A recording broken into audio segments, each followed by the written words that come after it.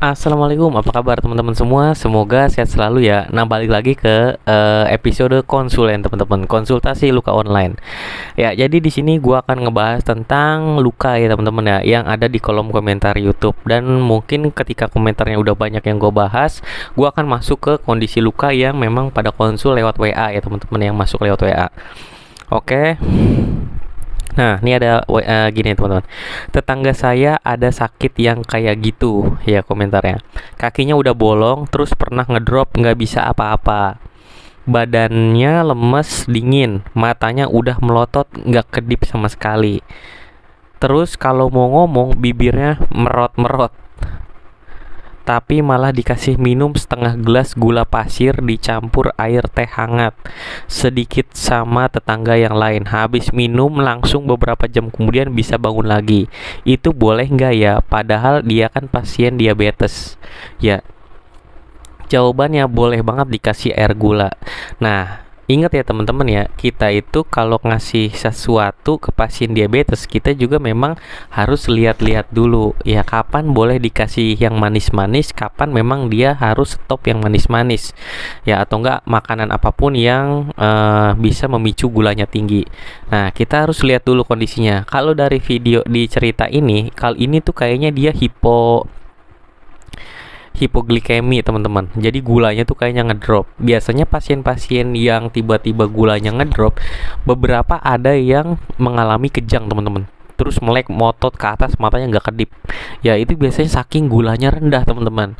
Ya umumnya yang gue temuin tuh ya 60, di bawah 60 50 tuh orang Indonesia tuh udah pada pingsan teman-teman. Seperti itu. Nah, ketika terjadi hipoglikemi, apa tindakan pertama yang harus kita lakukan? Yang harus dilakukan adalah kita naikin glukosanya teman-teman ya. Caranya gimana? Kasih air manis ya, boleh teh manis, manis banget juga boleh teman-teman, supaya gulanya tuh naik teman-teman. Seperti itu adalah tindakan pertama yang harus dilakukan. Makanya untuk penderita diabetes itu wajib banget punya alat cek di gula. Dan jangan disepelekan. Banyak yang gini teman-teman, dia tuh luka udah sembuh ya, dia udah ada diabetes, luka udah sembuh, terus minum obat, nah terus tapi makannya nggak teratur. Nah tiba-tiba ya, ini kejadian ya, ada pasien gue beneran nih, maksudnya yang kayak gini kondisinya. Tiba-tiba dia udah nggak pernah cek gula lagi, paling seminggu sekali, sebulan sekali, dan sekali dicek tuh tinggi. Nah ketika dicek tinggi, ya udah dia minum obat lagi. Waktu itu dia minum obat sekali 3, ya sehari 3 kali maksudnya, bukan sekali 3 tablet, enggak. Nah tiba-tiba apa yang terjadi? Tiba-tiba gulanya drop teman-teman. Abis minum obat dia tuh karena ngerasa tinggi, abis minum obat dia nggak makan, ya kan? Nah inilah yang sangat bahaya. Jadi obat diabetes itu, obat gula itu teman-teman, ya entah apa mereknya, mau metformin, gliben, itu kan dokter kan pasti kan punya tujuan ya, kenapa dikasih merek ini, kenapa metformin, kenapa gliben, itu tuh ada ketentuannya teman-teman. Jadi kalau bisa yang punya diabetes itu jangan ikutin tetangga atau enggak kata orang atau enggak kata apotik. Ya jangan juga ikutin kata apotik, walaupun apotik tenaga kesehatan. Teman-teman berobat dulu, kontrol dulu ke dokter penyakit dalam. Ya orang apotik tahu obatnya, tapi kan dia nggak tahu metabolisme apa yang terjadi di tubuh seseorang tersebut. Karena walaupun sesama penderita diabetes, kerusakannya itu pasti beda. Misal si A sama si B, si A mah udah lama diabetesnya, si B baru diabetes. Apakah obat si A sama dengan si B? Apakah obat si B sama dengan si A? Tentu beda teman-teman. Nah makanya dari itu ya, itu wajib banget kontrol ke dokter penyakit dalam. Kalau kontrol ke dokter penyakit dalam, dicek darahnya, HbA1c-nya, fungsi ginjalnya, fungsi hati nya, ya nanti baru ketahuan nih dapat apa nih, dapat obat apa nih, dosisnya berapa nih. Itu seperti itu teman-teman.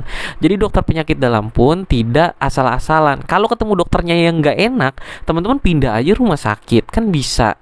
Ya kadang-kadang aduh dokter yang gak enak, ya sekarang mah dokter banyak teman-teman, konsul lewat Halo Dokter aja tuh bisa teman-teman, ya kan, lewat apa namanya, internet itu bisa. Ya mungkin ya baiknya teman-teman cek darah dulu dan lain-lain, seperti itu sih intinya. Tapi kan kalau bisa teman-teman datang langsung ke rumah sakit yang ada dokter spesialisnya, ambil rujukan BPJS ya dari vaskes pertama dulu tentunya, karena di puskesmas itu nggak ada dokter spesialis. Ya, jadi seperti itu ya teman-teman ya. Jadi boleh nggak sih penderita diabetes minum gula? Ya boleh, karena apa namanya di komentar yang ini tuh pasiennya memang gulanya tuh lagi drop teman-teman. Jadi boleh banget. Itu malah bahkan harus.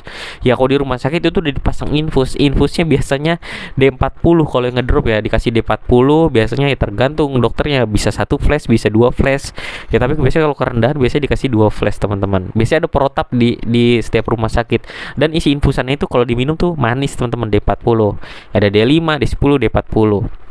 Ya intinya seperti itu ya teman-teman ya. Mungkin itu aja sih teman-teman yang bisa gua kasih penjelasan. Ya sekian videonya. Wassalamualaikum warahmatullahi wabarakatuh.